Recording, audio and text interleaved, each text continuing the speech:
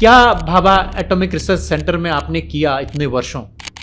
देखिए, मुझे काम दिया गया था एक सोर्स डेवलप करने का जो सर्वाइकल कैंसर को ठीक करे। सवाल ये है कि 2 साल के बच्चे को भी कैंसर हो जाता है। कैंसर का मुख्य जो जड़ है वो विस्फोट कहाँ से होता पेट है? में एसिड बनेगा जलन के मारे, पेप्टिक अल्सर होगा, स्टमक कैंसर होगा, डेथ। और हम डर के जीते हैं तो पहला सिम्टम आएगा कॉन्स्टिपेशन। कर्क्यूमिन अकेला केमिकल है जो फाइट करता है कैंसर से।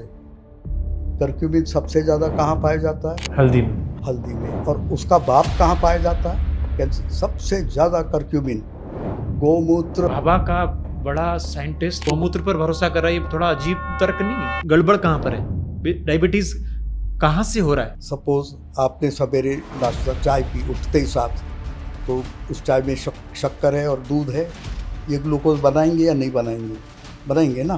तो अब ग्लूकोज बन रहा है तो पैंक्रियाज चुप बैठेगी। आपको भी एक बार डायबिटीज हुआ, आपने बिना गोली खाए ठीक कर ली। 2024 में हुआ डायबिटीज, तो मैंने बोला अच्छा मौका मिला, करो एक्सपेरिमेंट। अब मुझे अगर आप पूछे कि डायबिटीज़ कैसी बीमारी, तो मैं बोलूँगा बहुत अच्छी, भगवान सबको हो जाए। मेरे को झटका लगा एटम बम पे काम करने के बाद ऐसे सवाल।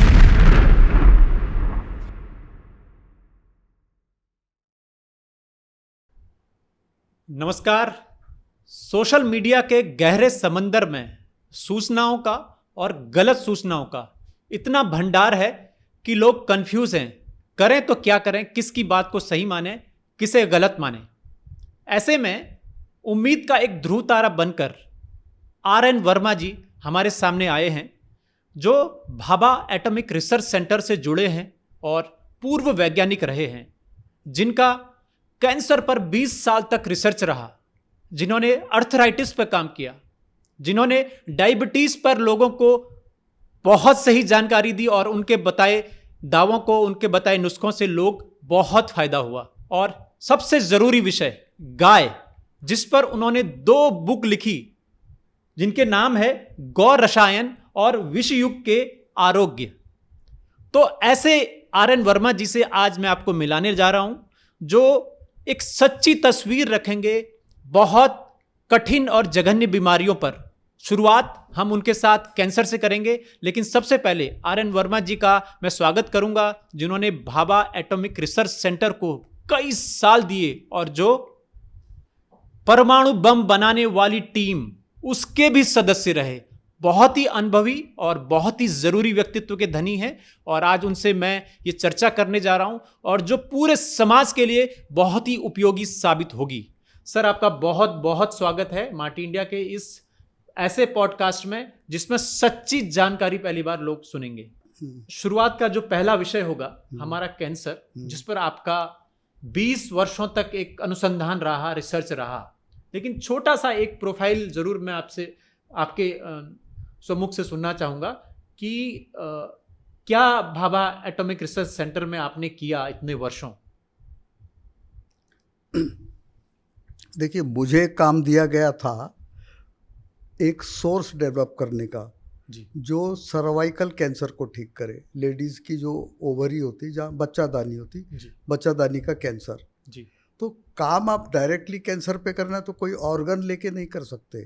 पहले आपको हिस्टोलॉजी, माने वो कैंसर सेल्स और हेल्दी सेल्स, इनके क्या गुणधर्म होते, तो हेल्दी सेल्स की हिस्टोलॉजी पढ़नी पड़ती, कैंसर सेल की पढ़नी पड़ती।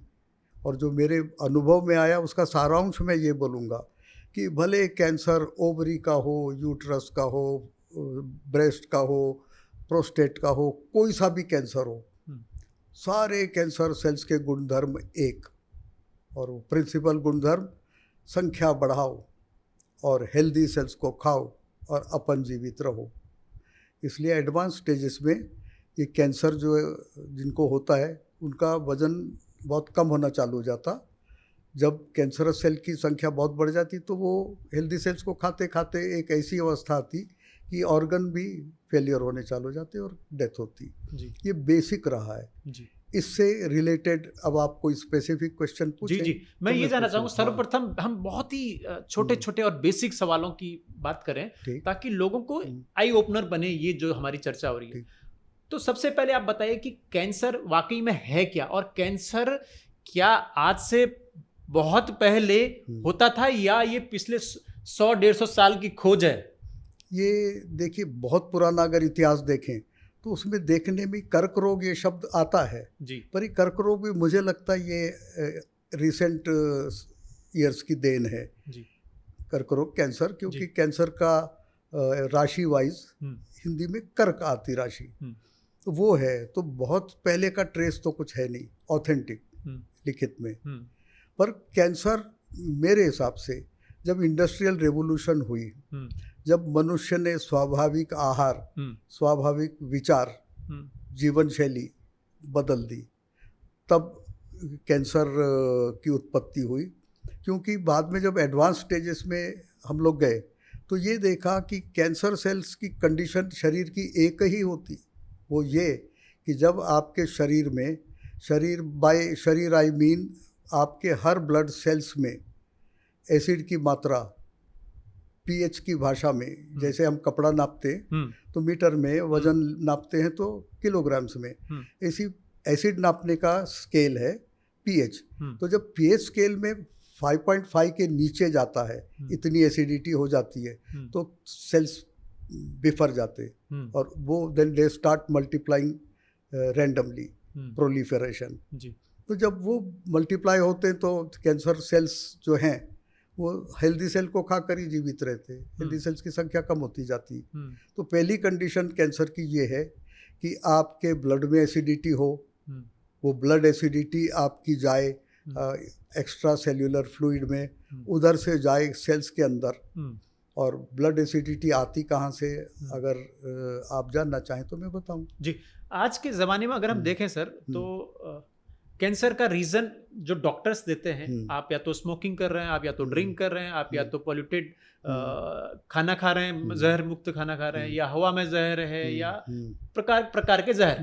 लेकिन सवाल ये है कि 2 साल के बच्चे को भी कैंसर हो जाता है, और गाँवों में जो सुदूर गाँवों में रहते हैं जहाँ पॉल्यूशन भी नहीं है, जहाँ जहर मुक्त अनाज भी नहीं है, फिर भी उसको कैंसर हो रहा है। तो ये कैंसर का मुख्य जो जड़ है वो विस्फोट कहाँ से होता है? देखिए, कैंसर के लिए 3 कंडीशन मेंटेन होती है जिससे आता है। अब बात आपने कही कि सिगरेट, बीड़ी वगैरह वगैरह, ये सब रीजंस एक्चुअल रीजंस नहीं हैं जी। जब आप डिटेल्स में जाते तो आपको समहाउ रूट हम आगे बता देंगे कि जब तक सेल्स के अंदर एसिड की मात्रा ना बढ़े, एसिड की मात्रा बढ़ने से क्या होगा, तो cells work on enzymatic reactions, उनके अंदर एंजाइम्स होते, तो enzymes are highly pH sensitive. जरा सा भी एसिड की मात्रा घटी बढ़ी, ये एंजाइम काम नहीं करते, और सेल का तो मेन रोल है एंजाइम पर। तो आपने एसिड पहुंचाया, पहला कारण, तो वो सेल फंक्शन गड़बड़ाया, एंजाइमेटिक रिएक्शन खराब हुई। दूसरा कारण, अगर किसी मनुष्य को खाना खिला दिया जाए तो अच्छा है। रसगुल्ले की बात करूं तो 4 रसगुल्ला खुशी से खाएंगे, 10 खिलाओ तकलीफ होनी चालू हो जाएगी, 100 खिलाओ हॉस्पिटलाइजेशन होगा। तो क्यों हुआ? जब मनुष्य का पेट एक्सेसिव फूड को सह नहीं सकता, उसे डायरिया लग जाएगी या उल्टी हो जाएगी या गैस्ट्रोएंटराइटिस हो जाएगा। तो सोचिए कि जो हमारे सेल्स है, ultimate unit of our body, उसमें अगर आपने ज़बरदस्ती बहुत सारा पोषण, खाना, कार्बोहाइड्रेट, फैट, प्रोटीन, मिनरल्स पहुंचा दिए तो वो कैसे नॉर्मल फंक्शन कर सकेगा। और तीसरा कारण है जो आज का रिसेंट है, जो बहुत बढ़ता जा रहा है जी। वो ये पाया गया है कि जब भी आप गुस्सा करते हैं तो आपके पेट में एसिड रिलीज होता है। अच्छा। द्वेष रखते हैं, जलन, डेफिनेट रिलीज होता है पेट में। वो तो आमतौर पे बोला भी जाता है कि देखो उसका पेट जलता है हमारी प्रोग्रेस देख के। तो पेट जलता माने क्या होता? हाइड्रोक्लोरिक एसिड सिक्रीट होता है। और डर रखें तो आजकल ये फैक्टर भी कैंसर कॉजिंग है। मैं यहाँ पे अगर आपकी परमिशन है तो एक एग्जांपल देना चाहूँगा। सर, बिल्कुल। तो रोहित जी, दिल्ली में मैं और डॉक्टर शर्मा जी जो बैठे जी, हमने क्लिनिक खोली थी, तो वहाँ पे कैंसर पेशेंट आई जी। उनको जब मैंने उनकी रिपोर्ट पढ़ी तो लिखा था श्रीमती XYZ जैन। तो मुझे पिक्चर क्लियर हो गया अब मेरे को तो उनके मुंह से निकलवाना था, सीधे सीधे बोलेंगे नहीं, तो मैंने उनको ट्रिगर किया। मैंने बोला कितनी शराब पीती हो? चेहरा तन गया। मैंने बोला बीड़ी सिगरेट तो चलती ही होगी, कितनी बीड़ी फूंकती हो? On the verge of busting. तीसरा सवाल मैंने पूछा, भांग गांजा भी चलता होगा? वो बोली मैं जैन हूँ। मैं लो मुझे मालूम है, मैं आपके मुंह से यही कबूलवाना चाहता हूँ, मॉडर्न साइंस को ये बताना चाहता हूँ कि ये जैन महिला हैं, इनका भोजन, जैन धर्म का भोजन बहुत सात्विक और समय अनुसार, और ना कोई भी बीड़ी सिगरेट जो व्यसन जिसको बदनाम किए जाते कि इनकी वजह से होता है, वो इनमें एक भी नहीं था। तो फिर क्या था? तो जब मैंने इनको उकसाया तो ये बोली कि मैं जैन हूँ। मैंने बोला मुझे मालूम है, मैं यही आपके मुंह से जानना चाहता हूँ आपको कैंसर हुआ क्या? मैं आपको 3 ऑप्शंस देता हूँ। एक, क्या क्रोध में जलती रही या द्वेष में जलती रही? आगे बोलने के पहले ही वो बोली मैं द्वेष में जलती थी। मैंने बोला मैं आपको ठीक करूँगा, राहत तो बहुत दूंगा, मेरे को ये बताइए एग्जैक्ट। तो बोली मेरी शादी हुई और मैं सांवली हूँ, मेरे पति हैंडसम है, टॉल हैंडसम, गुड पर्सनालिटी, और शादी के बाद मुझे पता चला कि he is in live in and 2 बच्चे हैं, और वो मेरे को देखते नहीं। भाई 10-15 साल मैंने इसलिए सहा कि बहुत बड़ा बिजनेस ऑर्गेनाइजेशन है, ऑर्गेनाइजेशन की बिजनेस की ये इफेक्ट ना पड़े, तो मैंने सब सहा, और फिर मैं बीमार हो गई।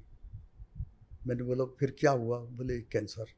मेरा ये कहना है रोहित जी कि कैंसर अन्य कारण होंगे तो होंगे, आज के ज़माने के ये विकार, क्रोध, द्वेष, ये भी काफ़ी हद तक जिम्मेदार है। और भय भी बोलूँगा, रेक्टम कैंसर का मेन रीज़न है विकार, डर। जो आदमी डर के जिएगा, जो आदमी जलन में जिएगा, जो आदमी गुस्सा करेगा, उसका अल्टीमेट रिजल्ट होगा, अल्टीमेट, बीच की अलग है। जैसे क्रोध वाले हैं तो इनको पहले ब्लड प्रेशर बढ़ेगा, हाइपरटेंशन, फिर इनके हार्ट के प्रॉब्लम्स आएंगे, coronary artery blocking, heart attack आएगा, ब्रेन स्ट्रोक आएगा, death, paralysis and finally death. Same चीज़ अगर हम इसको ट्रेस करें, द्वेष में रहते हैं तो पेट में एसिड बनेगा जलन के मारे, पेप्टिक अल्सर होगा, स्टमक कैंसर होगा, डेथ। और हम डर के जीते हैं तो पहला सिम्टम आएगा कॉन्स्टिपेशन। जिसको जो बोले कॉन्स्टिपेशन तो उनको आप बेधड़क बोलिए आप स्ट्रेस में हो और डर के हो।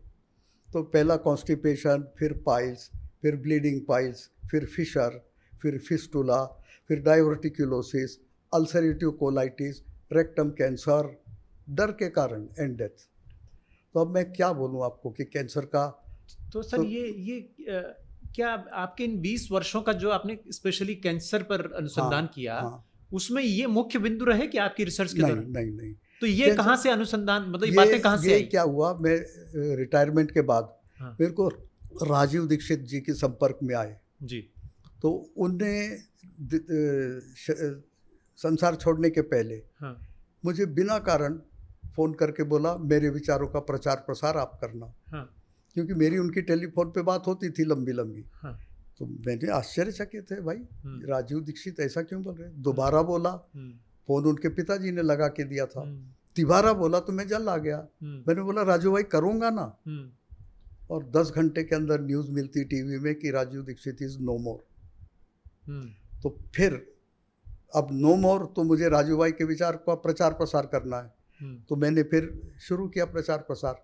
देखा भाई लोग मजाक उड़ाते थे।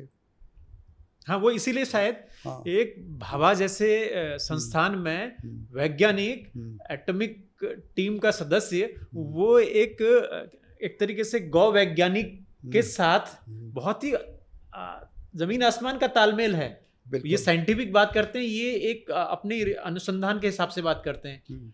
तो वो ये बातें आपको कैसे कबूल किया, क्या तथ्य सामने थे? मैं आपको ट्रू स्टोरी बोलूँगा जी। मुझे सबसे पहला ऑफर दिया गया रोटरी क्लब जी।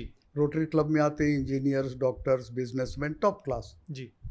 उधर पे मैंने राजू भाई के विचारों का ये करा जी। भाई 1.5 घंटे बाद पानी पीना चाहिए। तो मेरे को पूछा क्यों? तो मैंने बोला अग्नि बुझ जाती है। तो एक हंसी, ग्रुप हंसी। बोला अच्छा वो अग्नि काय की रहती है? लकड़ी की, कोयले की, या इलेक्ट्रिकल फर्नेस या क्या। हम्म, मेरे को झटका लगा। एटम बॉम्ब पे काम करने के बाद ऐसे सवाल, वो भी ऐसे, आई गल्प डाउन। दूसरा सवाल भी ऐसे ही था, तो मैंने वाइंड अप किया। उधर से आया 1.5 साल में अंडरग्राउंड, मैंने पूरा चिकित्सा छान डाला, और उसके बाद मैं उतरा तो मेरे एक भी सवालों का आज तक कोई डॉक्टर साइंटिस्ट क्रॉस क्वेश्चन नहीं कर सका कि no this is not wrong और this should be this way. Never. 30 episodes दिए हैं पारस टीवी में जी, 18-20 दिए हैं यूट्यूब में जी। उसके बाद भारत भर में लेक्चर्स दिए हैं चिकित्सा आरोग्य के ऊपर जी जी, और पुस्तकें लिखी 3-4 जी, एक पेटेंट भी कराया। और इन सब के बाद मुझे रियलाइज़ हो गया कि जनता को सही जानकारी नहीं दी जा रही है।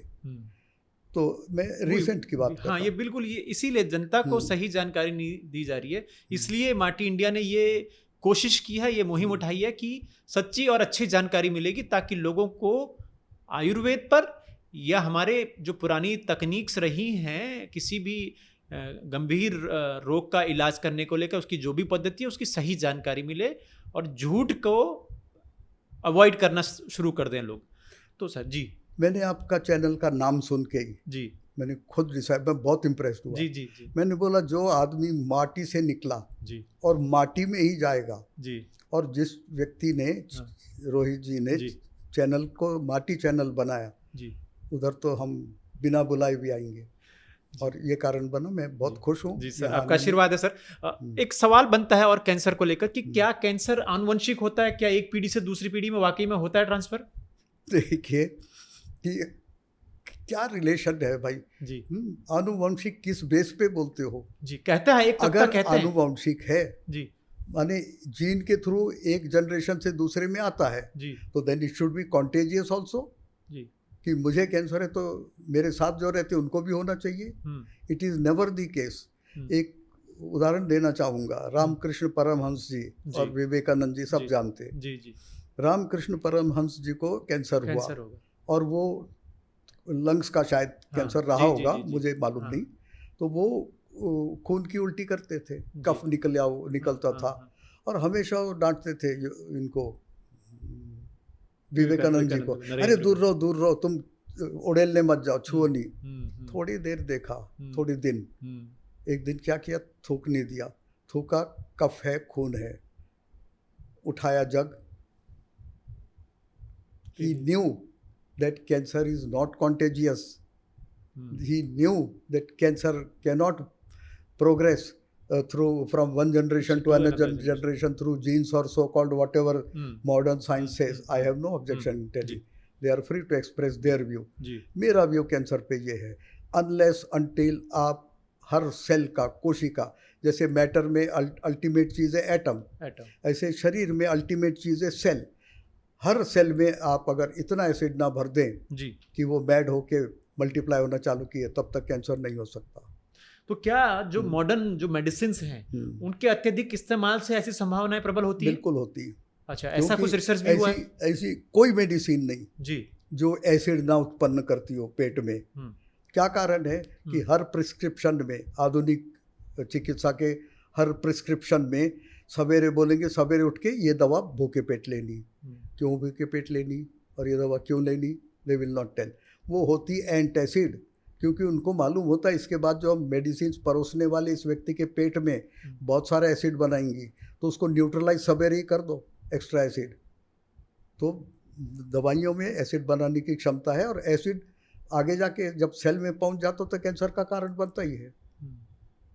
तो आजकल ये देखने में भी मिलता है कि हो सकता है पहले भी ऐसा ही होता हो, 4th स्टेज में क्यों पता लगता है ज़्यादातर लोगों को? उसके जो फर्स्ट, सेकेंड, थर्ड स्टेज के सिम्टम्स हैं, हाँ। सारा खेल सिम्टम का है जी। तो फर्स्ट, सेकेंड, थर्ड के सिम्टम, सर्दी, खांसी, जुकाम, बुखार, डिफरेंशिएट नहीं कर सकते डॉक्टर्स कि ये किस लिए है। लगेगा फ्लू के कारण है, कोई वायरस होगा, वायरल होगा, या अपर रिस्पायरेटरी सिस्टम में कोई इन्फेक्शन आया होगा। तो nobody can suspect that this is going to be cancer. Of late ऐसे कुछ निकला है कि स्टेज 3 में थोड़ा इंडिकेटर मिल जाता है, पर डिटेक्ट होने के लायक सिम्टम्स स्टेज 4 बनने के बाद ही आते, तब प्रोनाउंस हो जाते, प्रोनाउंस। फिर वजन घटना चालू हो जाएगा, भूख लगना बंद या कम, नींद नहीं आएगी, घबराहट रहेगी। तो फिर कहीं अगर प्रोजेक्शंस हैं, गठाने हैं, कुछ है, या अंदर के बॉडी के ऑर्गन्स का कुछ है, तो वो प्रेजेंटेबल सिम्टम बनते स्टेज 4 में। End stage 4 to death 6 months to 1.5 years। तो क्या कैंसर अगर हो जाता है तो लोगों के सामने आजकल कंफ्यूजन ये भी होता है कि किस पद्धति से वो अपना इलाज कराए, आयुर्वेद पे जाए, एलोपैथी पे जाए, या किसी थर्ड अपने रूटीन को बदलाव करे, क्या करे? ये जान लें कि किसी भी पैथी से जाएं तो उस पैथी में in the course of duration आपकी लाइफ क्या होती है। तो जैसे मैं बोलूँगा modern pathy, most modern pathy कौन सी, सब जानते हैं जी। उस कैंसर में सबसे पहले बोलेंगे कि कैंसर सेल जो मॉन्स्टर्स है, जो हेल्दी सेल को खाते हैं, उनकी संख्या कम करो। कैसे करेंगे? सर्जरी करो।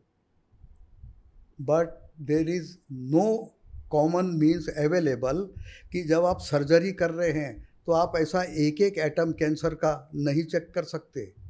आप रैंडमली बाय सम टेक्निक्स ये जान लेते हैं, हाँ यहाँ पे ज़्यादा है, यहाँ पे ज़्यादा, उतना पोर्शन कर देते। उसके आसपास के कैंसर जो हैं सेल्स वो बिखर जाते, वो भी स्प्रेड होते हैं। फिर अब वो स्प्रेड होना चालू करते, ब्लड सर्कुलेशन में आ जाते। वो बीज हैं, तो सर्कुलेशन में जहाँ कहीं गए, अटक गए, फंस गए, उधर वो बीज है, वृक्ष बन जाएगा। तो इस तरह कैंसर ओरिजिनल साइट से ट्रैवल करता है।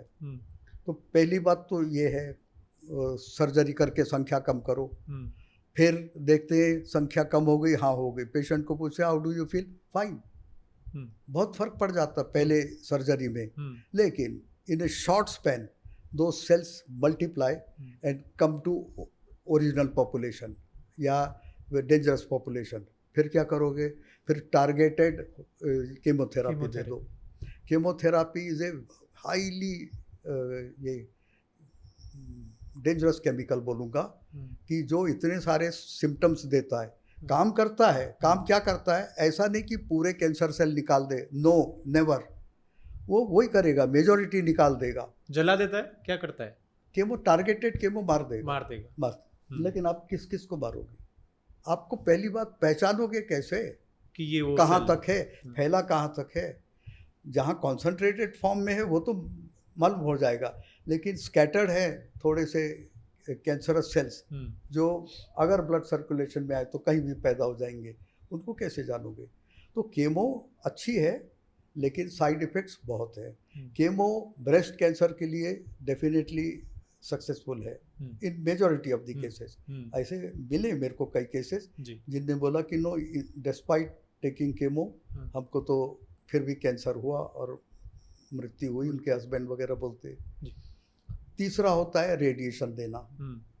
रेडिएशन में आप दे रहे हो तो रेडिएशन जहाँ जहाँ से पास होगा, रेडिएशन क्यों दे रहे हैं? क्योंकि कैंसर सेल को मारना है। तो कैंसर सेल तो अंदर है, तो जहाँ से आप रेडिएशन दे रहे हो और जो उसका रास्ता है सब खत्म, उसके आपके ऑर्गन तक पहुँचने में, अफेक्टेड ऑर्गन, कैंसरस ऑर्गन, रास्ते में आने वाले सबको मारेगा।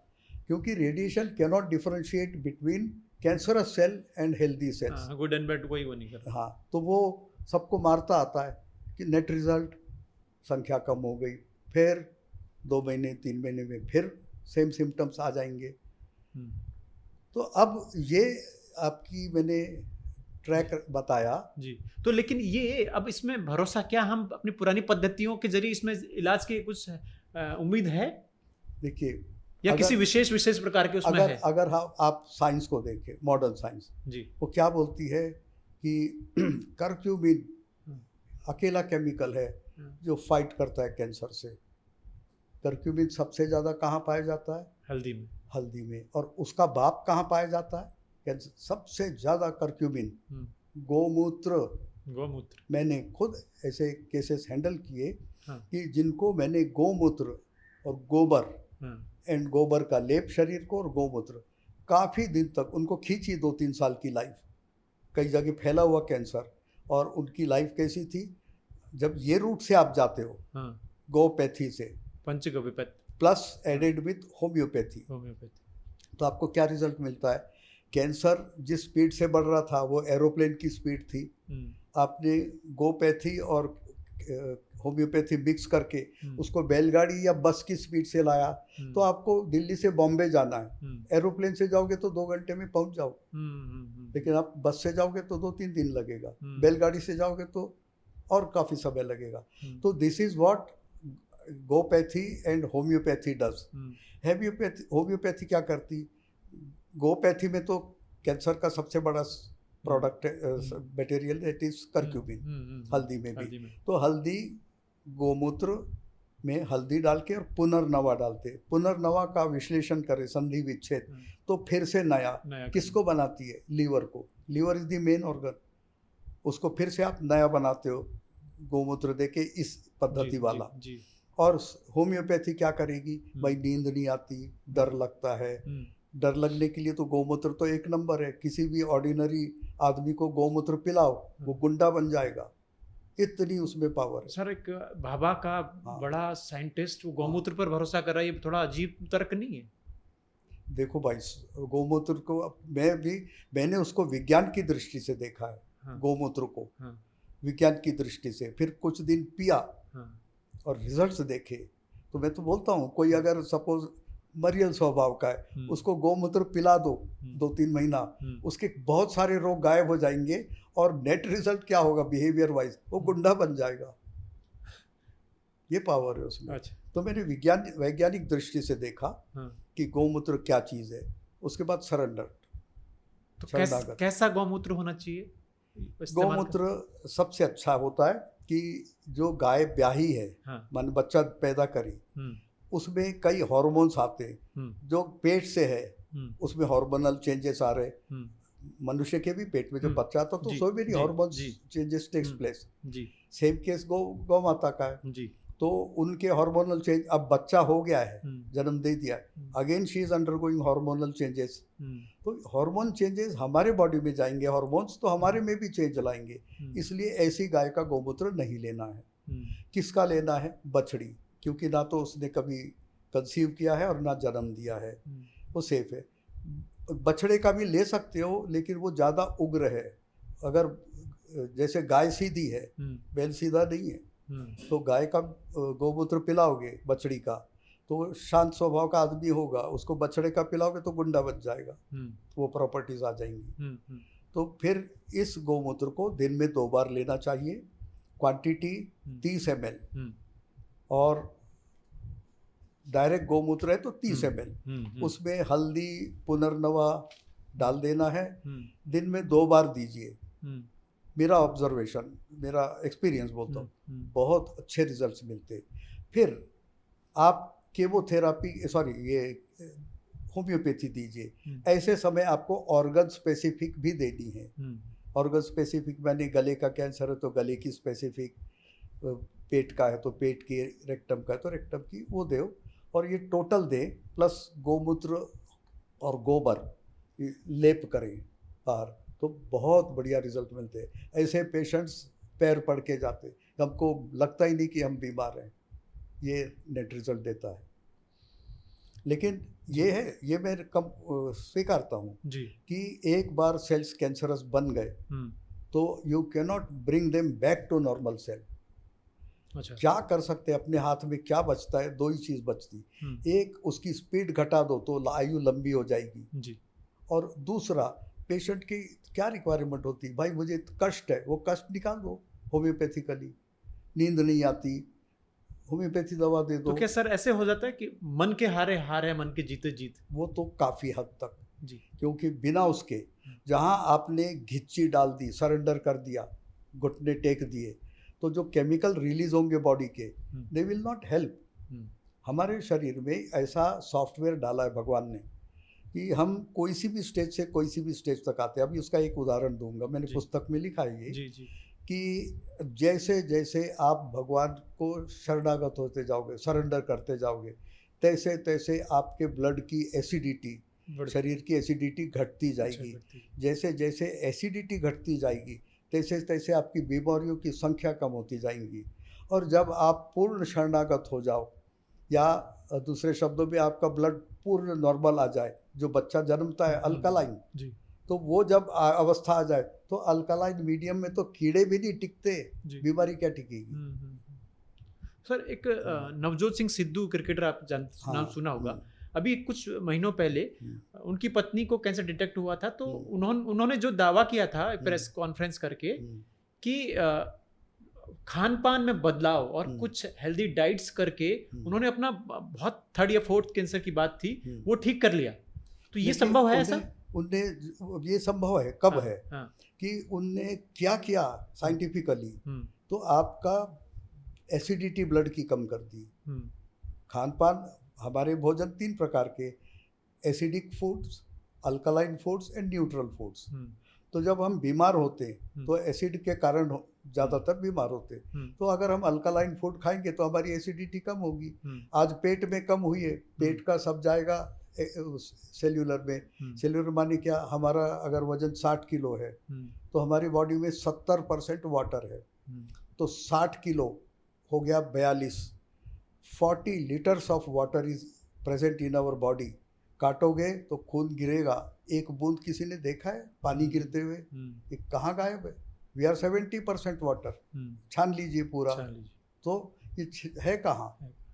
तो वो जब 70% जब एसिडिक बन जाता है खा खा के गलत व्यवहार से, तब उसकी एसिडिटी को नष्ट करना इज़ ए हिमालयन टास्क।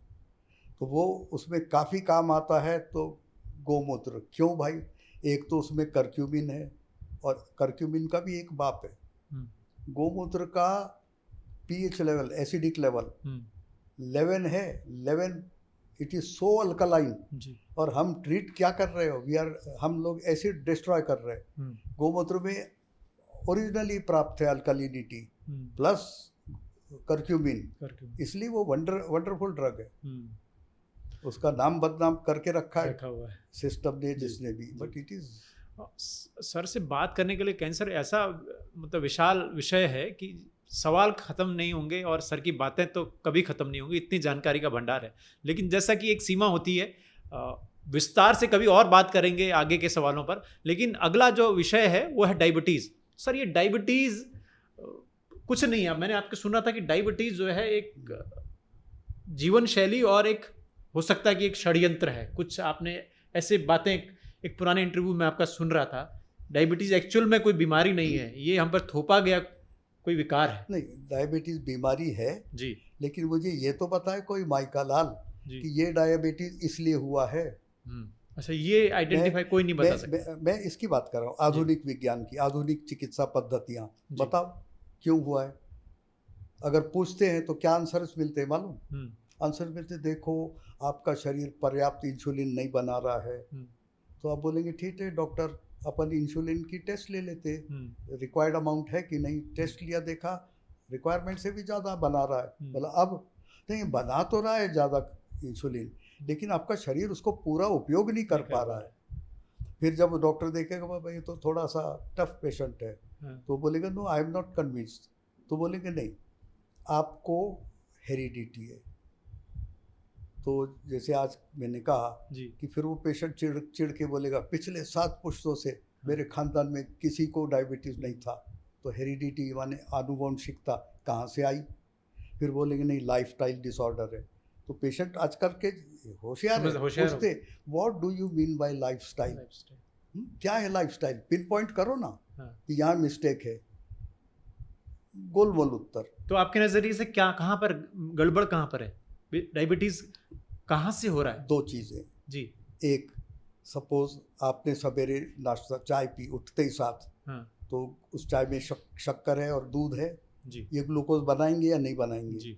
बनाएंगे ना। हाँ बिल्कुल। तो अब ग्लूकोज बन रहा है तो पैंक्रिया चुप बैठेगी, वो बटन ऑन कर देगी, अरे भाई ग्लूकोज आ रहा है और सैनिक तैयार रखो इंसुलिन। उसने इंसुलिन बनाना चालू किया। विडम्बना ये कि आपने एक बार पैंक्रिया की बटन ऑन कर दी तो 5-6 घंटा वो चलाएगी ही मशीन, उसके पहले बंद नहीं होती। अब ये आपने 8 बजे लिया तो हम 5 ही घंटा लेते, 4 घंटा लेते, चलिए 4 घंटा पैंक्रिया की बटन काम करती रहेगी। 8 बजे आपने लिया है, 12 बजे तक पैंक्रिया काम कर रही। 8 बजे खाली चाय ली, 9 बजे नाश्ता लिया, तो 9 में 4 घंटा ऐड करिए, 1 बज गया, 1 तक नॉन स्टॉप काम कर रही है। फिर 9 के बाद आपने 10:30 कुछ फ्रूट्स ले लिए, तो 10 और 4 14, 2 बजे तक का आपने काम पे लगा दिया पैंक्रिया को। 12-1 बजे खाना खाया, उसका 4 घंटा ऐड करिए, शाम के 4 बज गए। लाइक दिस अगर आप कैलकुलेट करोगे तो सोते हैं 10 बजे और वो भी दूध पी के, तो 10 माने 4 घंटा ऐड करिए, 2 बज गए, तो पैंक्रिया बोलती है मैं रेस्ट कब लूँ, तुम तो खा के सो जाते हो, मेरा क्या। और एक फटीग नाम की चीज़ हो जाती, वो पैंक्रिया स्टार्ट्स एरेटिकली बिहेविंग। तब होता क्या है कि इंसुलिन बना है, इंसुलिन का रेजिस्टेंस डेवलप हो गया है, माने ग्लूकोज बना है, इंसुलिन बना है, इंसुलिन ग्लूकोज को कान पकड़ के ले जाके हर सेल के अंदर पुश कर देता है। लेकिन सेल ने क्या किया, देखा ये सवेरे की झंझट है, 8 बजे से चालू हो जाते, घड़ी हर आधे घंटे 1 घंटे 2 घंटे में ग्लूकोज ला के फेंक देते मेरे सेल में, वो दरवाज़ा बंद कर देता है, गो टू हेल। अब दरवाज़ा बंद हो गया, आपने खाना नहीं बंद किया है, इंसुलिन बढ़ना पैंक्रिया ने बंद नहीं किया है, तब क्या होगा, ब्लड में ग्लूकोज लेवल भी बढ़ रही है, इंसुलिन भी बढ़ रही, आपको बहुत सारे सिम्टम सीवियर डेवलप हो जाएंगे। डॉक्टर के पास जाओगे, बोलेगा अरे तुमको तो वेरी हाई डायबिटीज़ है, 400 शुगर लेवल है रैंडम, तो वो दवा देगा माने क्या करेगा, खाली ग्लूकोज को ज़बरदस्ती गुंडागर्दी से सेल्स के अंदर घुसा देगा, जाओ भाड़ में। इंसुलिन का क्या, this insulin then starts damaging. तो एक बार इंसुलिन की वो इंजेक्शन लगाने की अगर हैबिट हो जाती है तो क्या होता है? नहीं, वो अलग डायबिटीज़ है, टाइप 1 है। टाइप 1 होती है, उसमें किसी का कुछ गलती नहीं है, ये खाली इनबॉर्न जनरली छोटे बच्चों में पाई जाती। वही पेट में जब था गर्भकाल में क्या खाया है उसकी माँ ने, और गर्भ से जन्म लेने के बाद क्या दूध दिया है, किस दूध में पाला है, वो सारे कई कारण बन जाते, तो उनका इंसुलिन खराब हो जाती। एक बार इंसुलिन खराब हो गई तो आपको लाइफ लॉन्ग इंजेक्शन लेना पड़ता है। अब नया कुछ डेवलपमेंट सुनने में आया है कि नया डेवलपमेंट किया है जहाँ पे टाइप 1 भी कंट्रोल में लाया जा सकता है। तो मैंने सुना कि आपके एक इंटरव्यू में कि आपको भी एक बार डायबिटीज हुआ, आपने बिना गोली खाए ठीक कर लिया। मुझे चिड़ी आई, देखिए मुझे 2006 में आर्थराइटिस हुआ, तो मैंने बोला तुम ऐसे बड़े बड़े काम कर सकते लेकिन आर्थराइटिस ठीक नहीं कर सकते। नो, चेक करा लिया, क्या है, rheumatoid arthritis, go to hell. I cured arthritis and not only cured, I पहले टाइम मैंने 2006 में मेरा हुआ था, 10 के लगभग मैंने अनाउंस कर दिया कि खराब से खराब घुटना भी, जिसको घुटना बदलना है, आवश्यकता नहीं है, थोड़े से इससे आप आर्थराइटिस से बाहर आ सकते हो। फिर वो एक तेल डेवलप किया, दवाई डेवलप करी, दवाइयाँ तो सब मिलेंगी सामने बैठे, और जो तेल डेवलप किया that is internationally being sold. आप अगर गूगल में या फ्लिपकार्ट कहीं टाइप करें, नी सोल ऑयल, नी माने घुटना, सोल माने उसका solution, knee sol oil doctor R N. Verma, आपको कहीं भी नेट पे आ जाएगा, फ्लिपकार्ट और अमेजोन से आपको मिल जाएगा। फिर 2024 में हुआ डायबिटीज, तो मैंने बोला अच्छा मौका मिला, करो एक्सपेरिमेंट। इसमें भी एक्सपेरिमेंट आपदा में अवसर है, आपदा में अवसर ढूंढ लिया। 37 साल तो भाभा में नौकरी करी, और मेरी पोस्ट बिगिनिंग से डे 1 से डे एंड तक खाली रिसर्च रहा है। I never did anything else other than research. तो बस लग गए उसके पीछे, खाता था टेस्ट लेता था, खाता था टेस्ट लेता था, एक चार्ट बना लिया। अब वो चार्ट में देता हूँ लोगों को। और मेरी शुगर HbA1c 7.3 थी, घटती घटती पहले 3 मंथ में 6 पे आ गई, दूसरे 3 मंथ में 5.6 के आ गई। उसे 1 साल मेंटेन किया खान पान से, और डायबिटीज़ ठीक हुई। अभी सब मीठा खाता हूँ। आज डॉक्टर सोनी साहब के घर में उन्होंने दबा के मीठा खिलाया। अब मज़े की बात क्या है कि अब अगर आप मेरे को पूछें, टाइप 2 ही हुआ होगा, टाइप 2। अब मुझे अगर आप पूछें कि डायबिटीज़ कैसी बीमारी, तो मैं बोलूँगा बहुत अच्छी, भगवान सबको हो जाए। तो आपने जो चार्ट बनाया, सोचता हूँ भाई इतना टेस्टी खाना मिलता है खाने को, और फिर भी शुगर नहीं बढ़ती। क्या चीज़ मैंने नहीं खाई, मशरूम वेजिटेरियन फूड में आता है। मशरूम बिरयानी, तली हुई तरी की सब्जियां, एक से एक चीले, सब फर्स्ट क्लास डाइट खाया। कभी मुझे लगा नहीं मैं डायबिटिक हूँ। एक काम करता था, खाने के बाद एक मुट्ठी भीगी हुई मूंगफली प्लस भुना हुआ चना वो खा लेता था, तो मेरे हर 2 घंटे के बाद जो क्रेविंग उठती है भूख की वो ख़त्म हो गई। 4 घंटे के पहले तो लगती ही नहीं भूख। और इस तरह मैंने काटा है। आज मज़े में हूँ। मैं चाहता हूँ लोग इस विषय पर कुछ कैंप करा के जानकारी लें, और या हम खुद एक कैंप करेंगे आपके थ्रू। जी ज़रूर हम इनिशिएट करेंगे जी। तो सिर्फ आपके चाट में मूंगफली और ये चना ही था या कुछ और भी था चाट? नहीं, सारे भोजन थे। अच्छा। गेहूं का ग्लाइसेमिक इंडेक्स, थोड़ा सा बेसिक बता दें तो लोगों का। देखिए, गेहूं का ग्लाइसेमिक इंडेक्स है 70 जी, 60 प्लस है, एग्जैक्ट फिगर नॉट रिमेम्बरिंग। चावल का भी 60 प्लस है, लेकिन बाजरे का 13 है। तो मतलब हम 6 बाजरे की रोटी खाएं तब एक गेहूं की रोटी के बराबर शुगर बनेगी, और 6 कोई खा नहीं सकता। तो एक ऐसा बनाया है कि जिसमें, और सब्जियों का देखा शुगर कितना बढ़ाती। पहले मैंने खाना कैलोरी बेस्ड किया। भाई 2500 कैलोरी पर डे लगती है अपनी मशीनरी चलाने को, लेटरिन बाथरूम खाना पीना ऑफिस नौकरी। देखा उससे नहीं कंट्रोल होती। फिर I went by glycaemic index, कौन कितना बनाता है, शुगर बनाने की क्षमता, उससे भी नहीं पकड़ बैठी। फिर आए ग्लाइसेमिक लोड पर, वो लोड के बाद बिल्कुल पकड़ बन गई। तो अब कैलकुलेशन कैसा था कि हमारे शरीर में digestive system, respiratory system, blood circulation, ये 24 घंटे जन्म से मरने तक चलता है। तो ये सारा एनर्जी खर्च करते। क्या फ्यूल है उनका? उनका ईंधन है ग्लूकोज।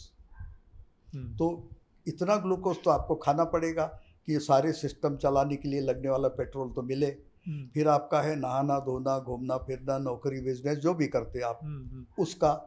तो ये सब मिलके एक 25 के आसपास फिगर बैठता है, जो इनिशियली मैंने किया। अभी तो कोई हिसाब नहीं जी। तो 25 ग्लाइसेमिक लोड का भोजन एक दिन में करें तो 5 ब्रेकफास्ट में, 10 लंच में और 10 डिनर में, या ब्रेकफास्ट उड़ा दो ब्रिटिश देन, 12 लंच 12 डिनर, उसमें आप आराम से भरपूर सब्जी, पेट भर सब्जी, पेट भर दाल, गेहूं की जगह ज्वार या बाजरा की रोटी, या मिलेट्स हैं तो मिलेट्स, और फल खाओ, नहीं बढ़ती शुगर।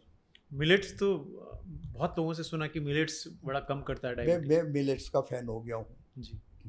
लेकिन क्या मिलेट्स थोड़ा बनाने में प्रोसीजर थोड़ा 6 घंटे भिगाओ तो उसके जो डेंजरस केमिकल्स हैं वो निकलेंगे।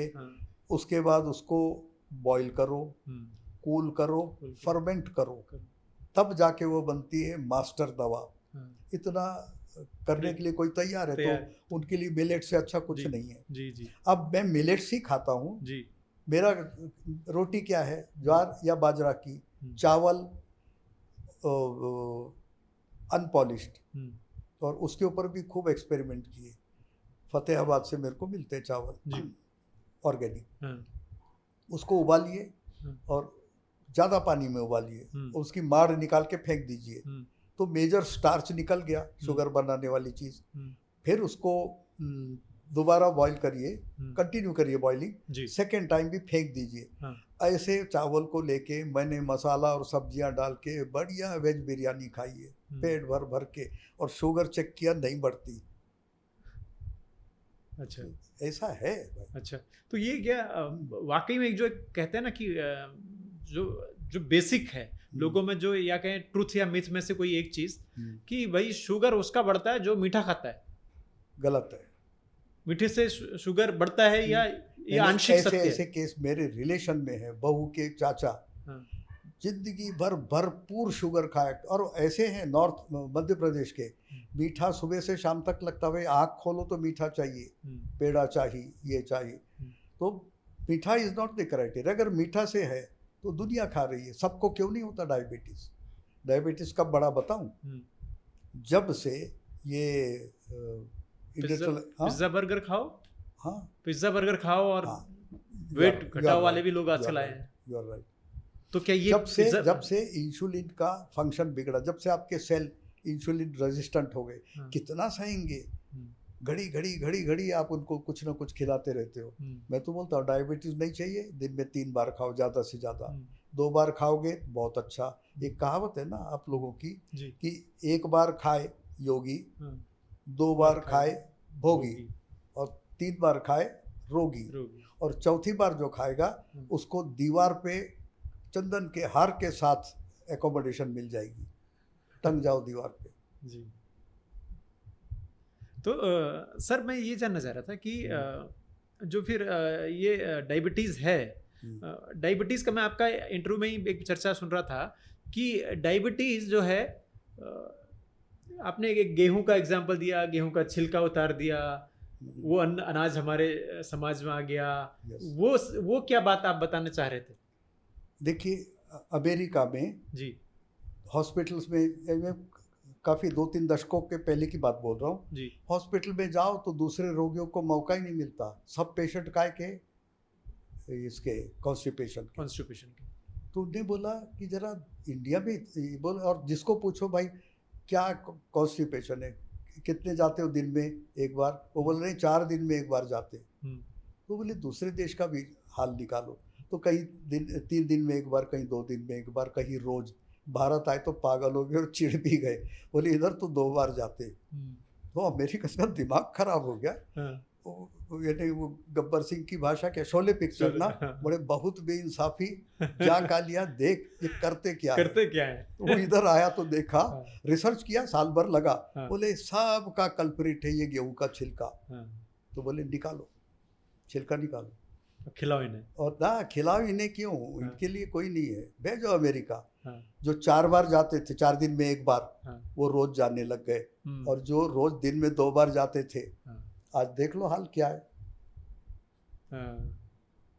तो ये एक प्लान्ड वे में, planned, it is planned, all are planned. Even आपने बिगिनिंग में एक हिंट दी है बहुत बड़ी जी, वो डायबिटीज का शुगर लेवल जो है जी 80-120 आजकल बोलते हैं, 140 पोस्ट प्रेंडियल चाहिए, जी, और 80 to 120 फास्टिंग चाहिए। इसको ने स्लैब थोड़ा घटा दिया दोनों का। पहले 160 था, उसको घटा के 140 पे लाया पोस्ट प्रेंडियल, और 120-25 था, उसको घटा के 100 ला दिया। क्या हुआ, बहुत सारे पेशेंट्स डिक्लेयर्ड डायबिटिक, हर आदमी डरता है। वो बेचारे चुपचाप गोली खाना चालू किए, और मैंने गोली क्यों नहीं चखी, मेरे को मालूम था एक बार अगर आपने गोली खा ली, शरीर को अभ्यस्त बना दिया, खुद का प्रक्रिया कभी रिवाइव होगी ही नहीं, वो अभ्यस्त हो जाएगी, गुलाम बन गए। तो मैंने छुई नहीं, और देता भी हूँ पेशेंट्स को, तो मैं होम्योपैथिक देता हूँ, उसका कोई एडिक्टिव प्रॉपर्टी नहीं होती, साइड इफेक्ट नहीं होता। तो अब सर हम आर्थराइटिस पे आते हैं, क्योंकि उस पर चर्चा करना बड़ा ज़रूरी है, और आपका बहुत आपके रिजल्ट ओरिएंटेड आपके मैंने प्रोग्राम्स के बारे में सुना है। तो डायबिटीज़ को लेकर आपका बड़ा तगड़ा दावा रहता है कि सिर्फ 2 कदम में मैं जो है समझ जाऊंगा कि तीसरा कदम चलने की जरूरत नहीं किसी भी शख्स को, कि इसको कौन सा आर्थराइटिस है। यस। तो वो 2 कदम में क्या आपकी फिलॉसफी रहती है, कैसे आप पहचानते हैं? चलिए बोल देते, आज तक किसी ने पूछा नहीं जी, और हमने भी बताया इसलिए नहीं कि भाई कुछ ट्रेड सीक्रेट नहीं, आज बताना पड़ेगा सर। हाँ ठीक है, चलिए आप मैंने बोला ना आपका चैनल माटी जी, भाई माटी से मूल्यवान कुछ नहीं, माटी से निकले माटी में ही जाएंगे। जी जी। चलिए आपको बता देता हूँ, अगर कार्टिलेज घिस गया है, 2 हड्डी के बीच में जॉइंट में कार्टिलेज रहता है, इंसुलेटर या प्रोटेक्टिव लेयर, जिससे जब हम जॉइंट मोड़ते हैं तो उसमें एक हड्डी दूसरे हड्डी को टच ना हो, तो वो इंसुलेशन अगर घिस गया है तो अब अवस्था ही आ गई कि हड्डी हड्डी को टच हो रही है। तो ऐसे आदमी को बोलो तुम खड़े हो जाओ, 1-2-3 मिनट में बैठ जाएगा, खड़ा ही नहीं रह सकता। क्यों? हड्डी टच हो रही, और जैसे खड़े तो बॉडी का प्रेशर प्लस ग्रेविटेशनल फोर्स नीचे को खींच रहा है, बॉडी वेट है, तो दर्द चालू हो जाता है। फिर उसको बोलो चलो तो 2-4 कदम चलेगा या थोड़ा सा चलेगा और बैठ जाएगा। तो हम खाली उसको पेशेंट को देखते आ रहा है ना अंदर, उसकी चाल से समझ जाते इसकी हड्डी टच हो रही है नहीं हो रही। और उसको डिक्लेयर कर देते he is an rheumatoid arthritis case. और जो ऑस्टियोआर्थराइटिस केस है वो तो चलेगा फिरेगा, कितने भी देर खड़े रहने को बोलो करेंगे, सब करेंगे। क्यों? क्योंकि उसका कार्टिलेज है। फिर गड़बड़ किधर है? गड़बड़ है उसके हड्डी का कैल्शियम चला गया। और फिर ऐसे को आप एनालाइज करोगे तो मालूम पड़ेगा, बहुत गुस्से वाली है तो करो गुस्सा करा तो क्या हुआ? ब्लड में एसिडिटी आ गई। ब्लड ज़्यादा देर एसिडिटी नहीं रखता है, वो तुरंत हड्डी में से कैल्शियम खींचता है, क्योंकि कैल्शियम अल्कलाइन है। हड्डी में से कैल्शियम खींचेगा, कहीं से मैग्नीशियम खींचेगा, कहीं से सोडियम खींचेगा और अपनी एसिड को न्यूट्रलाइज करके नॉर्मल बना के रहेगा। तो धीरे धीरे इनके हड्डियों का कैल्शियम खींचा जाता है, हड्डियाँ खोखली हो जाती, पोरस हो जाती। उसका नाम ही दिया है ऑस्टियोपोरोसिस, बीमारी का नाम है ऑस्टियोआर्थराइटिस। तो ये ऑस्टियोआर्थराइटिस वाला चलेगा फिरेगा सब करेगा, लेकिन बोलेगा दर्द होता है बहुत। तो इस तरह पहचानते। तीसरे गाउट के होते केसेस, उनमें यूरिक एसिड कल्प्रिट होता है। अच्छा। तो अभी रिसेंटली 2-3 दिन पहले एक गाउट का केस आया, तो मैंने बोला दाल खाती हो? हाँ मुझे बहुत अच्छी लगती। कितना खाती हो? मैंने 2-3 कटोरी से तो कम नहीं खाती हूँ, उससे ताकत आती। मतलब खाओ और मरो। तुम इतना ज़्यादा प्रोटीन खा रही हो जितना तुम प्रोटीन यूज़ नहीं कर रही हो। तो प्रोटीन का बना प्यूरिन, प्यूरिन का बनेगा यूरिक एसिड, वो यूरिक एसिड पेशाब से बाहर जाएगा। अब ऐसे लोग 2 बड़ी गलती करते। पहली ये कि प्रोटीन इतना खाया है कि उसका यूरिक एसिड यूटिलाइज नहीं कर पा रहे हो, तो वो कहीं ना कहीं जमा करेगा। ब्लड कहाँ रखेगा? क्यों ब्लड को रखना पड़ रहा है? क्योंकि यूरिन उतना निकाल नहीं रही है, बना हुआ यूरिक एसिड क्यों नहीं निकाल रही है? पानी चाहिए। अगर आप पानी पियोगी तो वो डिजॉल्व होकर के यूरिक एसिड बाहर आ जाएगा। और जहाँ यूरिक एसिड बाहर आया एक साइड से और दूसरा साइड आपने प्रोटीन का इंटेक कम कर दिया, तो आपका गाउट नाम की जो बीमारी है आर्थराइटिस की, भाई बहन है, वो घटने लगती है। फिर 1-2 दवा दे दो, बढ़िया हो जाते। आप कहते हैं कि जो जटिल से जटिल गंभीर, अगर नी किसी डॉक्टर ने भी कहा है कि यार नी रिप्लेसमेंट करने का, वो भी जरूरत नहीं है आपके मेथड? नहीं है। तो क्या ऐसा करते हैं? क्या कौन सा मेथड है? भाई देखिए, मेथड तो ये है कि आर्थराइटिस हुआ क्यों है? स्ट्रेस। तो पहले उसको इम्पोर्टेंस बता देते कि तुम याद करो कि आपको आर्थराइटिस कब आया, तो बोलेगा मेरे को 8 साल पहले आया। 8 साल पहले ऐसी क्या घटना घटी थी परिवार में कि बहुत तनाव की स्थिति उत्पन्न हो गई थी। फिर वो आपस में हस्बैंड वाइफ बच्चे देख रहे, अरे उस समय वो नहीं हुआ था क्या?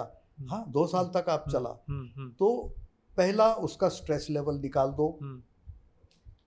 दूसरा, ऐसी दवा दो कि कार्टिलेज जनरेट होए अगर रूमेटॉइड आर्थराइटिस है, या ऐसी दवा दो जिससे कैल्सिफिकेशन ऑफ बोन होए, बोन में कैल्शियम जाके घुसे जो निकाल चुका था। और वो लोग को समझाएंगे कितना भी तो वो नहीं करेंगे, तो हम एक दवा देते माइंड की। या क्रोध के कारण इसने कैल्शियम अपना गंवा दिया है, या जेलसी के कारण, और या डर के कारण, तो हम एक माइंड की दवा देते। वो प्लस एक तेल है विच एक्सटर्नली टॉपिकल घुटने की हड्डी तक जाता है। तो होम्योपैथी दवा, एक एक्सटर्नल एप्लीकेशन के लिए ऑयल और एक माइंड की दवा मिल करके कैसा भी घुटना हो, हफ्ते भर बाद तो डिक्रीज पे आ जाता है। तो मेरे जीवन काल में मैंने एक घुटने को रिप्लेसमेंट तक नहीं जाने दिया। अच्छा। जो तो क्या ये जो आप बता रहे हैं स्ट्रेस ही वजह है, या ये इसके आनुवंशिक भी हो सकता है? ये सवाल ही नहीं, नो आनुवंशिक। हेरिडिटी तो हमारी इधर, लेकिन बड़ी मान्यता है कि ये आनुवंशिक दो। जैसे सबसे पहला हमको आनुवंशिक दिया था अस्थमा के लिए जी, कि ये हेरिडिटी आनुवंशिक है। तो हमने बोला ठीक है, तो राजू दीक्षित का ही मैं रेफरेंस दूंगा। उनने बोला 40 साल पुराना लाओ, मैं ठीक करता हूँ, और उनकी बताई दवा विधि मैं फॉलो करता हूँ। तो मैंने देखा मेरे संपर्क में भी जितने आए अस्थमा के, अस्थमा तो मामूली है, अनपढ़ को सिखा दो एक बार वो करने लगेगा। जिसको इतना बड़ा बना के रखा है, ब्रोंकोडाइलेटर देंगे, एंटी एस्मेटिक देंगे, एलर्जिक देंगे, कुछ ज़रूरत नहीं है। सादी चीज़ जो आपके घर में है उससे ठीक होता है अस्थमा। कैसे, क्या चीज़ें बताई दीजिए? कुछ स्टेट सीक्रेट रोहित जी बता दीजिए, क्योंकि आपने बात छेड़ दी तो बताना पड़ेगा, क्योंकि लोगों को फायदा होना चाहिए, ये इसका मकसद ही है। देखो अस्थमा हुआ है, गोमूत्र पियो। अच्छा, रामबाण एक ही है। पहली कंडीशन, गोमूत्र इज ए मस्ट। उसके बाद शहद में दालचीनी का पाउडर 1 चम्मच अच्छे से घोल करके और उंगली से चाटो, 10 मिनट चाटते रहो तो सलाइवा और ये सब मिलके पेट में जाएगा। 40 दिन करना है। लेकिन है बड़ा, जब आप सवेरे उठोगे तो पहले पानी पियो, पानी पीने के 40 मिनट बाद गोमूत्र पियो। गोमूत्र पीने के 1.5 घंटे तक पेट में कुछ ना जाने दो, ना पानी का कण ना अन्न का कण।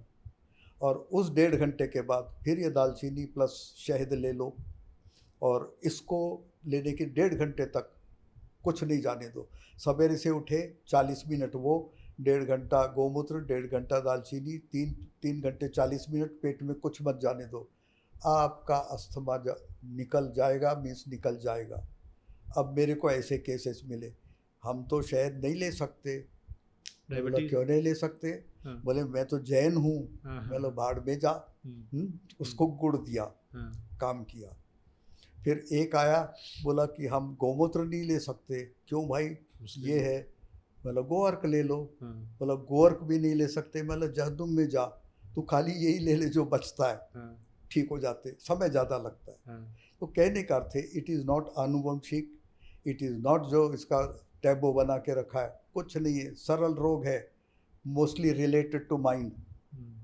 ये उन्हीं लोग को आता है कि शुरुआत में सर्दी खांसी होती थी और माँ उनको आधुनिक दवाइयाँ दे दे के दबाती थी। दबा के वो जो ब्रोंकस है वो ख़राब हो गया। एंड उसको अब कोई भी ट्रिगर मिल जाए तो वो कंस्ट्रिक्ट हो जाता है, हवा जा नहीं पाती तो सांस लेनी पड़ती, फिर यहाँ पे पित्त पैदा होता है। उसको नॉर्मल कर दो।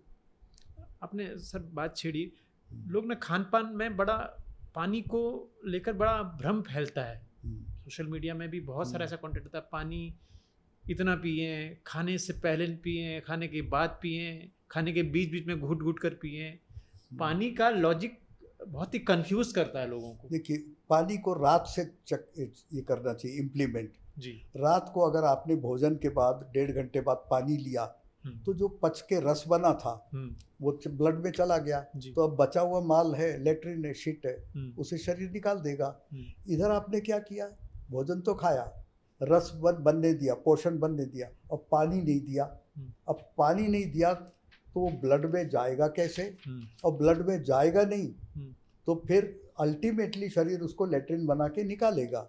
लेकिन होगा क्या कि दूसरी समय उठते साथ छींक आ रही है, नाक बह रही है, और मज़े की बात, मेरे को हंसी आती, छींक हो रही है, नाक बह रही है, अरे सर्दी हो गई, सर्दी की दवा दो, कफ सिरप दे दो, एंटीबायोटिक दे दो, दूसरे कुछ दे दो। अरे भैया आप खाली पानी पी लो। ये सर्दी का नाटक क्यों हुआ था? क्योंकि पिछले रात खाना तो खाया लेकिन उसको ब्लड में जाने के लिए पानी माध्यम में वो नहीं पिया, तो दूसरे दिन सर्दी होगी।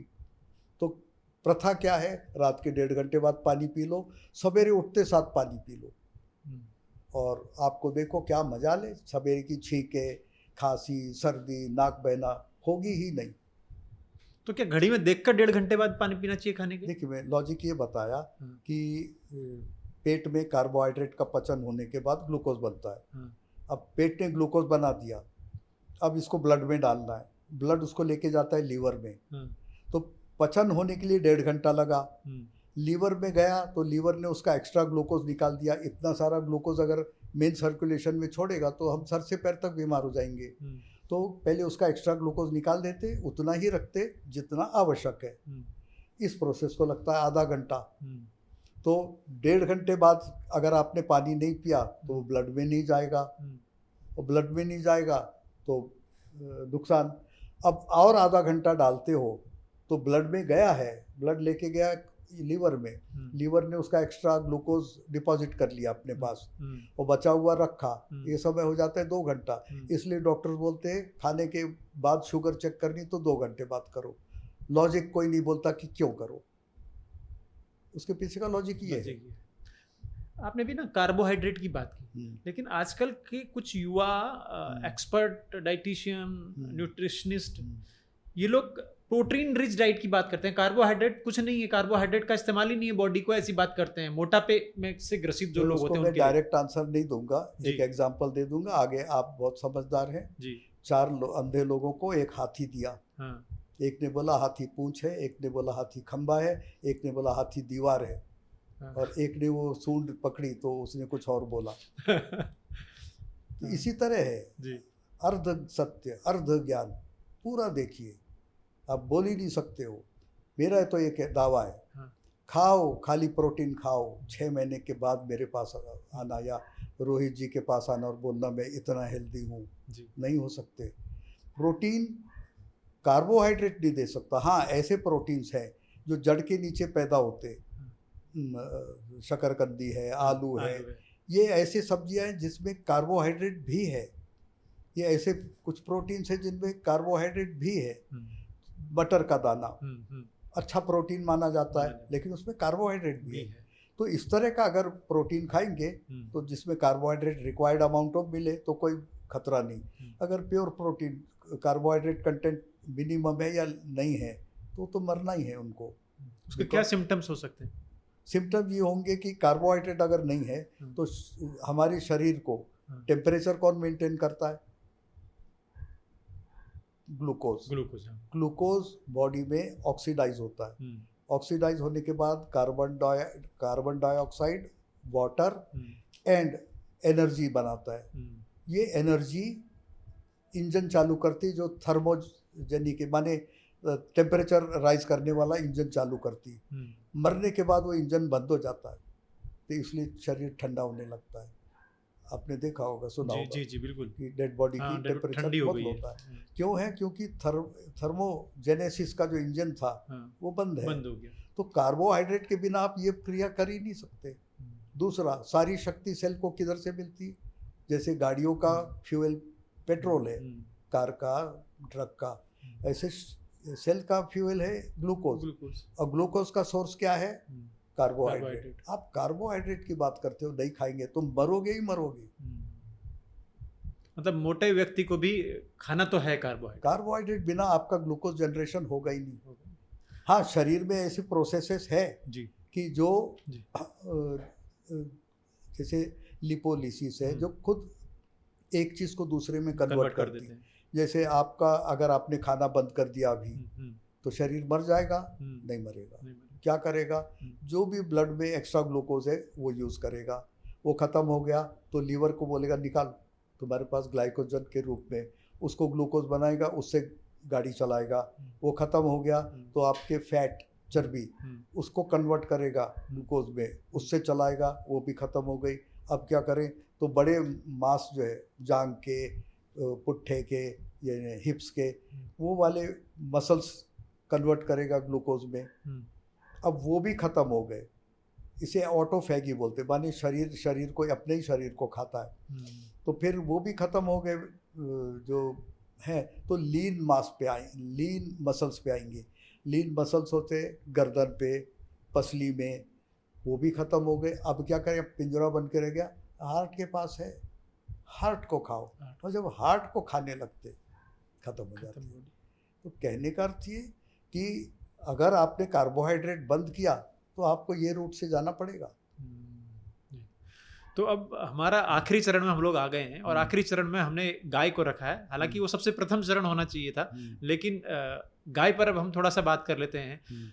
शुरुआत गाय के, जो आराध्य, हम सबके आराध्य कृष्ण हैं। कृष्ण क्यों माखन चुराते थे? कोई लॉजिक है विज्ञान में? बहुत लॉजिक है, पूरा लॉजिक है जी। पहले तो ये भूमिका देंगे जी कि भगवान कृष्ण ने सृष्टि बनाई कैसे जी, आप बताइए। संकल्प से। तो माने आप पूछोगे संकल्प क्या है? भगवान ने मन में लाया, पहाड़ बन जाओ, नदी बन जाओ, प्लैनेट्स बन जाओ, सूर्य बन जाओ, गैलेक्सी बन जाओ, हो गया। और फिर आप बोलोगे अरे कैसे पॉसिबल है विदाउट मैटर? तो हम आपको बोलेंगे सपने देखते हो ना? हाँ देखते हैं। आप सपने में कार चला रहे हो और नोएडा में आए हो, तो आपको नोएडा की बिल्डिंग 3 डायमेंशनल रियल लग रही है या नकली माया लग रही है? रियल लग रही है। स्टीयरिंग हाथ में 3 डायमेंशनल लग रही है ये सारी। और फिर सपना टूट गया तो देखा ना सड़क पे कोई लोग है, ना कार है, ना नोएडा की बिल्डिंग है, अरे ये तो माया थी। ठीक वही चीज़ ये भगवान कृष्ण खेलते, इसलिए वो बोलते सब माया है। तो ये क्या करते कि अपने को अभी प्रतीत हो रहा है कि आप मुझसे बात कर रहे हैं, मैं आपसे कर रहा हूँ, ये सब स्टूडियो ये रियल है। जब मृत्यु काल आएगा तब आपको लगेगा सब सपना था। तो अब सवाल ये उठता कि जो भगवान संकल्प से सृष्टि बना सकते, वो अपने बाल काल में मक्खन क्यों चुराते थे? तो जब मक्खन चोरी की बात आई तो उसका एनालिसिस किया और ये देखा कि मनुष्य के ब्रेन का 60% structurally and material wise is nothing else but मक्खन।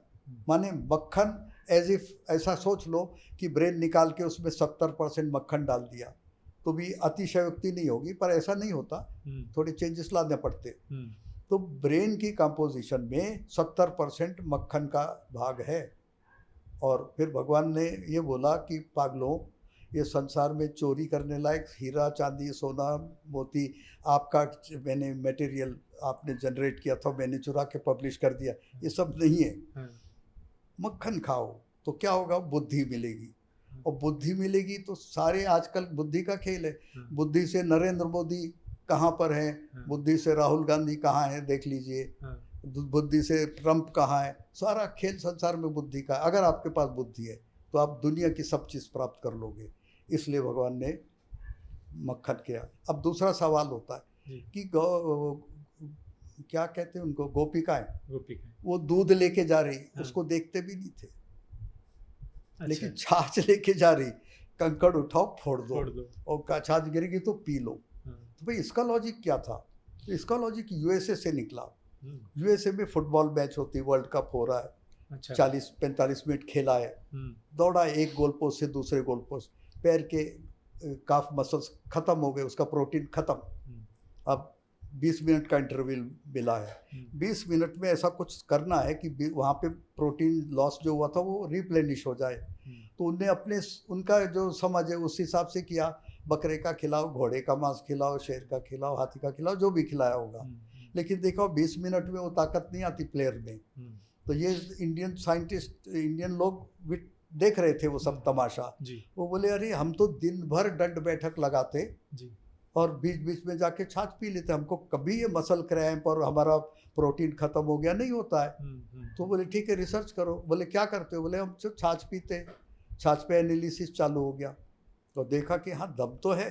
फिर पिलाया प्रत्यक्ष और टाइम नोट किया, पेट में पिलाया, वहाँ तक पहुँचने में time required is how much, 20 minutes. तो 20 मिनट्स का इंटरवल सेट किया और फिर छाछ पिला के ये दिया। मेरा ये कहना है, लोग पागल में नहीं बोल सकता हूँ, लोग मक्खन निकाल के मक्खन खा लेते, घी खा लेते। अरे जान तो छाछ में है। छाछ की परिभाषा जो शास्त्रों ने की कि बांझ को माता बना दे और नपुंसक को पुरुष बना दे, ये है छाछ। अब वो कैसे बनानी, क्या करनी, अगले पॉडकास्ट में देखेंगे। जी करेंगे। तो जैसे दही, छाछ, बटर मिल्क, तक्र, इन सब में सबसे बहुत फर्क है। और सबसे बेस्ट कौन सा है? बेस्ट है गाय माता का दूध। अच्छा। आप बिना पानी डाले बॉईल करिए और रात को उसमें ठंडा होने के बाद जामन डाल दीजिए और सवेरे सूर्योदय होने के पहले उसे मथ लीजिए तो मक्खन मिलेगा। और ये मक्खन में बिना पानी डाले जो बचेगा तक्र, वो कहलाएगा तक्र। वो वात पित्त कफ तीनों को बैलेंस करेगा। और उसके बाद जैसे सूर्य प्रकाश मिलता गया तो ये खट्टा होना चालू हो जाता है, फर्मेंटेशन प्रोसेस चालू हो जाती। तो फिर इसके गुणधर्म भी बदलते जाते। तो टाइम वाइज भी गुणधर्म बदलते और amount of water after that वो भी। लास्ट बोल दूंगा पब्लिक जनता के लिए कि उसमें अगर 3/4 पानी मिलाया तो वो बन जाता है इंटरनल एसी। कितनी धूप हो गर्मी हो, उसमें मैं एग्जैक्ट अमाउंट भूल रहा हूँ, ऐसा ना करें कि उसे फाइनल ले लें। कहने का अर्थ ये कि उसमें पानी मिला के लेने के बाद शरीर बाहर कितना भी टेम्परेचर हो, अंदर शांति रहती है। तो उसके गुणधर्म बहुत सारे, पुस्तक मैंने लिखी है, उसको आप देख लीजिए। पुस्तक का नाम है गौ रसायन। तो आपको गाय पर इतना बड़ी पुस्तक लिखने का प्रेरणा कहाँ से मिली और क्या ऐसा सोच के आपने जब लिखा? मैंने कैंसर सेल पे देखा कि अमेरिकन रिसर्च आया था, we have striked a chemical which has capability of fighting cancer. क्या है भाई?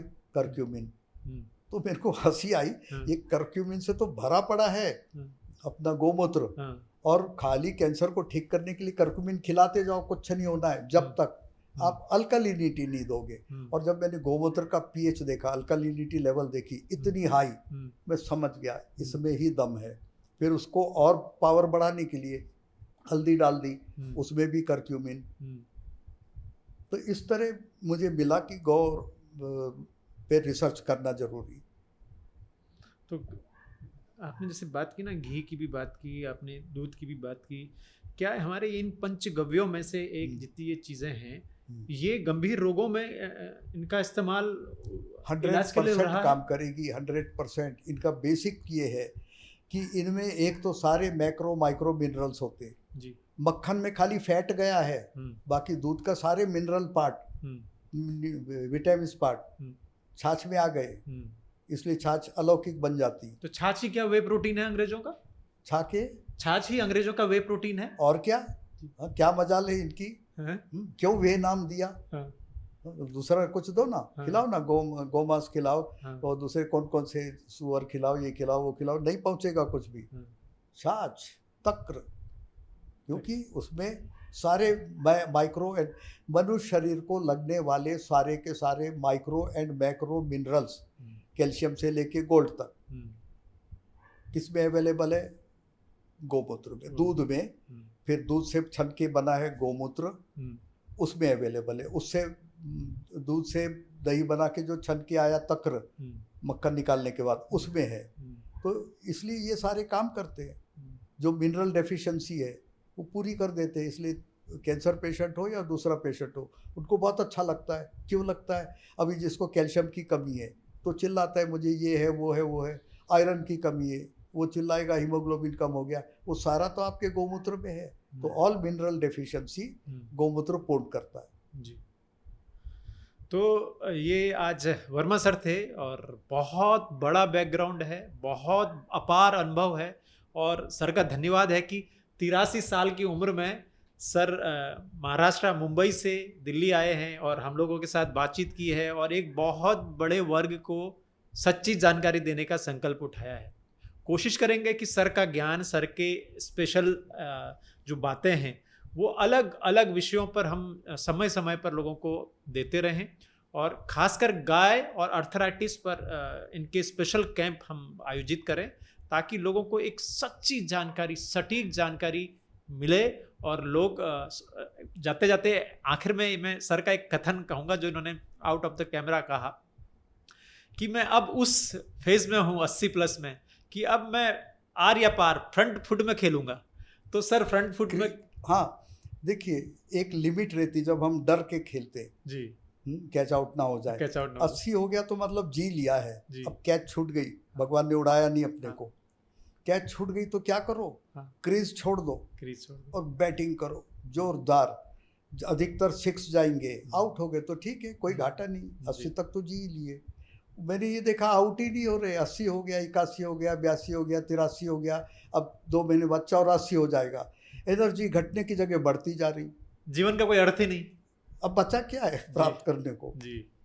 तो ये विज़न लेकर आज हमारी बात हुई है वर्मा सर से, और इस विज़न को और भी देश के लोगों तक, आम जन तक मैं पहुंचाने की समय समय पर कोशिश करूंगा। और आज के लिए सर आपने समय दिया, मैं धन्य हुआ कि आपसे बातचीत हुई। मैं भी खुश हूँ जी, आपके चैनल के नाम से जी, और आपसे भी जी, जी, प्रभावित हूँ। आपका आशीर्वाद सर। धन्यवाद।